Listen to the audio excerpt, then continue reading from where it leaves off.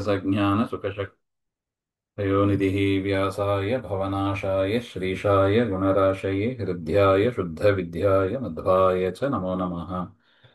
प्रथमो हनुमान् नाम द्वितीयो भीम एव च पूर्णप्रज्ञस्तृतीयस्तु भगवत्कार्ये साधकः।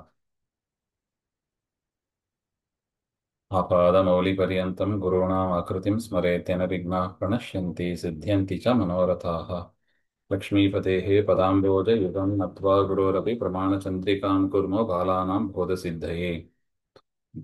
ಶ್ರೀ ಗುರುಭ್ಯೋ ನಮಃ. ಹಿಂದೆ ನೋಡಿದಂತೆ ನಾನು ವಾಯು ಪ್ರತ್ಯಕ್ಷ ಪ್ರತ್ಯಕ್ಷ ಸ್ಪರ್ಶ ಆಶ್ರಯತ್ವಾದ್ ಘಟವತ್ ಹಾಗೆ ಅಂತ ವಾಯು ಅದು ಪ್ರತ್ಯಕ್ಷ ವೇದ್ಯವಾಗಿದೆ.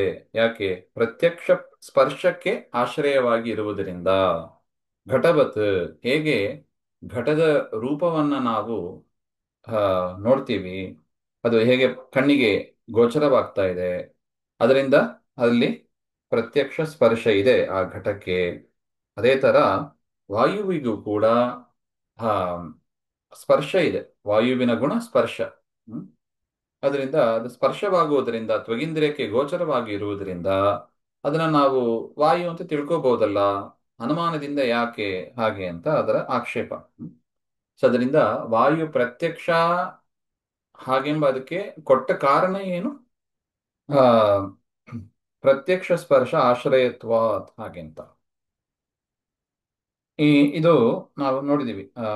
ಪ್ರತ್ಯಕ್ಷ ಒಂದು ಒಂದು ಅನುಮಾನ ಅಂತ ಆಗಬೇಕು ಅಂದ್ರೆ ಪಕ್ಷ, ಸಾಧ್ಯ, ಹೇತು, ದೃಷ್ಟಾಂತ ಅಂತ 4 ಪಾರ್ಟ್ಗಳು ಇದೆ ಹಾಗೆ ಅಂತ ನಾವು ನೋಡಿ. ಹೇಗೆ ಒಂದು ಸೆಂಟೆನ್ಸ್ ಮಾಡಬೇಕು ಅಂದ್ರೆ ಸಬ್ಜೆಕ್ಟ್, ಆಬ್ಜೆಕ್ಟ್, ವರ್ಬ್ ಅಂತ ಹೇಳ್ತೀವಿ.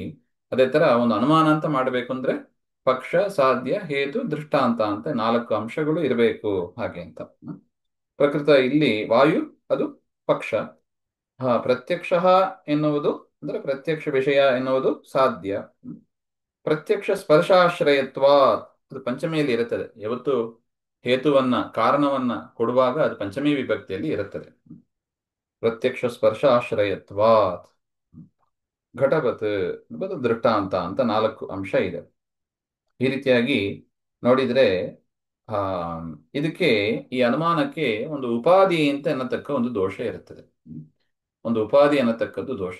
ಉಪಾಧಿ ಅಂದ್ರೆ ಏನು ಹಾಗೆಂದ್ರೆ ಸಾಧ್ಯ ವ್ಯಾಪಕತ್ವೇ ಸತಿ ಸಾಧನ ಅವ್ಯಾಪಕತ್ವ ಉಪಾಧಿ ಹಾಗೆ ಅಂತ. ಅದೇನೆಂಬ ಅದನ್ನ ಈಗ ನಾವು ಪ್ರತ್ಯಕ್ಷ ಪರಿಚ್ಛೇದದಲ್ಲಿ ಇದ್ದೀವಿ. ಮೊದಲನೇ ಪರಿಚ್ಛೇದ. ಮುಂದಿನ ಪರಿಚ್ಛೇದ ಬರುತ್ತದೆ ಆಗಮ ಅನುಮಾನ ಪರಿಚ್ಛೇದ ಹಾಗೆಂತ. ಅಲ್ಲಿ ಈ ಉಪಾಧಿ ಅನ್ನತಕ್ಕದ್ದು ಏನೆಂಬ ಅದನ್ನ ಇನ್ನು ಡೀಟೇಲ್ ಆಗಿ ನೋಡೋಣ. ಪ್ರಕೃತ ಒಂದು ಉದಾಹರಣೆಯನ್ನು ನೋಡಿ ತಿಳಿಯೋಣ. ಈ ರೀತಿಯಾಗಿದೆ ಅನುಮಾನ. ಪರ್ವತೋ ವನ್ಯಮಾನ್ ಧೂಮತ್ವಾತ್.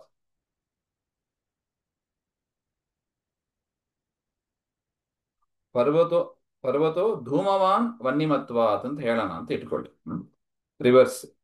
ಪರ್ವತ ಧೂಮವುಳ್ಳದ್ದಾಗಿದೆ, ಅಗ್ನಿ ಇರುವುದರಿಂದ ಹಾಗೆಂತ ಹೇಳಿಕ್ ಬರ್ತದ ನೋಡಿ.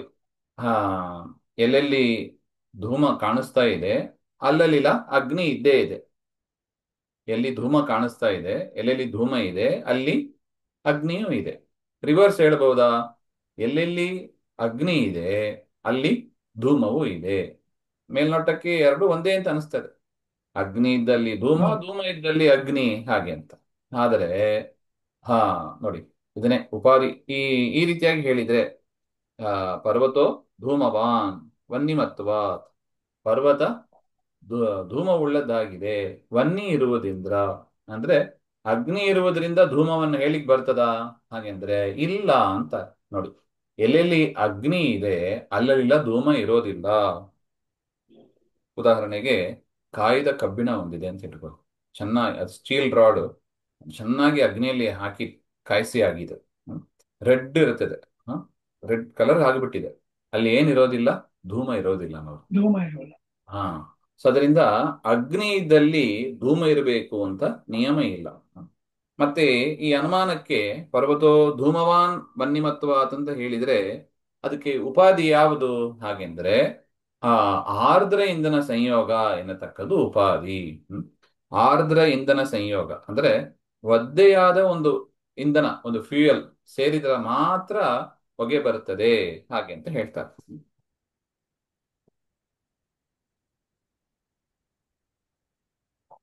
ಹೌದು ತಾನೆ. ನೋಡಿ, ಈಗ ಕಟ್ಟಿಗೆ ಇದೆ. ಕಟ್ಟಿಗೆಯಲ್ಲಿ ಏನಿದೆ? ಸ್ವಲ್ಪ ಒದ್ದೆ ಇರುತ್ತದೆ. ಒದ್ದೆ ಇರೋದ್ರಿಂದ ಏನಾಗ್ತದೆ? ಅದು ಆರ್ದ್ರ ಓಕೆ. ಇಂಧನ ಆಯ್ತು. ಆರ್ದ್ರ ಇಂಧನ ಇರೋದ್ರಿಂದ ಏನಾಯ್ತು? ಹೊಗೆ ಬಂತು ಹಾಗೆ ಅಂತ. ಸೊ ಅದರಿಂದ ಅಗ್ನಿ ಇದ್ದ ಕಡೆಯೆಲ್ಲ ನಾವು ಧೂಮ ಇದೆ ಹಾಗೆ ಅಂತ ವ್ಯಾಪ್ತಿ ಹೇಳಿದ್ರೆ, ಆರ್ದ್ರ ಇಂಧನ ಸಂಯೋಗ ಎನ್ನತಕ್ಕದ್ದು ಅದು ಉಪಾಧಿ ಆಗ್ತದೆ. ಈ ಉಪಾಧಿ ಬಂದರೆ ಏನಾಗ್ತದೆ ಹಾಗೆ ಅಂದ್ರೆ ಸತ್ಪ್ರತಿಪಕ್ಷ ಅನುಮಾನ ಮಾಡಬಹುದು ಅಂತ ಅದು ಮುಂದೆ ನಾವು ನೋಡ್ಲಿಕ್ಕಿದ್ದೀವಿ. ಅದೇನು ಅದನ್ನೇ ಹೇಳಿದ್ದು ಈ ಉಪಾಧಿ, ಆ ಸತ್ಪ್ರತಿಪಕ್ಷ ಅನುಮಾನ ಅದೆಲ್ಲ ಏನಂಬ ಅದನ್ನ ಮುಂದೆ ನೋಡೋಣ.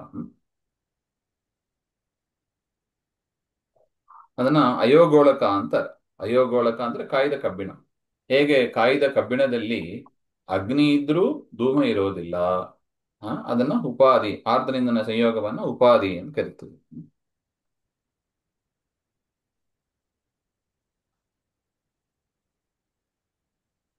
ಈ ರೀತಿಯಾಗಿ ಈ ವಾಯು ಪ್ರತ್ಯಕ್ಷ ಪ್ರತ್ಯ ಆ, ಪ್ರತ್ಯಕ್ಷ ಸ್ಪರ್ಶಾಶ್ರಯತ್ವ ಈ ಅನುಮಾನದಲ್ಲಿ ಹ್ಮ್ ಪ್ರತ್ಯಕ್ಷಕ್ಕೆ ಉದ್ಭೂತ ರೂಪವತ್ವ ಎನ್ನುವುದೇ ಉಪಾಧಿಯಾಗಿದೆ. ಅದರಿಂದ ಆ ಪ್ರತ್ಯಕ್ಷ ಅಂತ ಆಗಬೇಕು ಅಂದ್ರೆ ಏನಾಗಬೇಕು? ಉದ್ಭೂತ ರೂಪತ್ವ ಅಂದ್ರೆ ದೊಡ್ಡದಾಗಿ ಇರಬೇಕು. ಸಣ್ಣದಾಗಿದ್ದದ್ದು ಕೂಡ ಕಾಣಿಸೋದಿಲ್ಲ, ಸೂಕ್ಷ್ಮವಾಗಿದ್ದದ್ದು ಕಾಣಿಸೋದಿಲ್ಲ. ಹ್ಮ್. ಹಾ ಪ್ರತ್ಯಕ್ಷ ಈಸಿ ಅಂತ ಮಾಡಿ. ಆಗಬೇಕು. ಪ್ರತ್ಯಕ್ಷ ಅಂತ ಆಗಬೇಕು ಅಂದ್ರೆ ಹಾ ಅದು ವಿಸಿಬಲ್ ಆಗಿ ಇರಬೇಕು. ಅದನ್ನ ಉಪಾಧಿ ಎಂದು ಕರಿತೀವಿ. ಅದರಿಂದ ಆ ಒಂದು ಪದಾರ್ಥ ಪ್ರತ್ಯಕ್ಷ ಅಂತ ಆಗಬೇಕು ಅಂದ್ರೆ ಏನಿರಬೇಕು? ಉದ್ಭೂತ ರೂಪತ್ವ ಇರಬೇಕೇ ಹೊರತು ಹ್ಮ್ ಪ್ರತ್ಯಕ್ಷ ಸ್ಪರ್ಶಾಶ್ರಯತ್ವ ಅದು ಹೇತು ಆಗೋದಿಲ್ಲ. ಈ ಉಪಾಧಿಯಲ್ಲಿ ದೋಷ ಇದೆ ಹಾಗಂತ ಹೇಳ್ತಾರೆ. ನೋಡಿ, ಅದನ್ನ ಹೇಳ್ತಾ ಇದ್ದಾರೆ. ನಾನು ವಾಯು ಪ್ರತ್ಯಕ್ಷ ಪ್ರತ್ಯಕ್ಷ ಸ್ಪರ್ಶಾಶ್ರಯತ್ವ ಘಟವತ್ ಹಾಗೆಂತ ಅನುಮಾನ ಇದಲ್ಲ. ವಾಯು ಪ್ರತ್ಯಕ್ಷ ಅಂತ ಹೇಳ್ಬಹುದಲ್ಲ, ಯಾಕೆ ಅನುಮಾನ ವಿಷಯ ಅಂತ ಹೇಳ್ತೀರಿ ಹಾಗೆ ಅಂದ್ರೆ ಇತಿ ಚೇನ್ನ ಉದ್ಭೂತ ರೂಪವತ್ವ ಉದ್ಭೂತ ರೂಪವತ್ವಸ್ಯ ಉಪಾದಿತ್ವ ಅಂತ ಹಾಗೆ ಹೇಳ್ತಾ ಇದ್ದಾರೆ. ಇದು ಆ ವಾಕ್ಯದ ಅಭಿಪ್ರಾಯ. ಮುಂದಿನದ್ದು ಮತ್ತೆ ನೋಡೋಣ.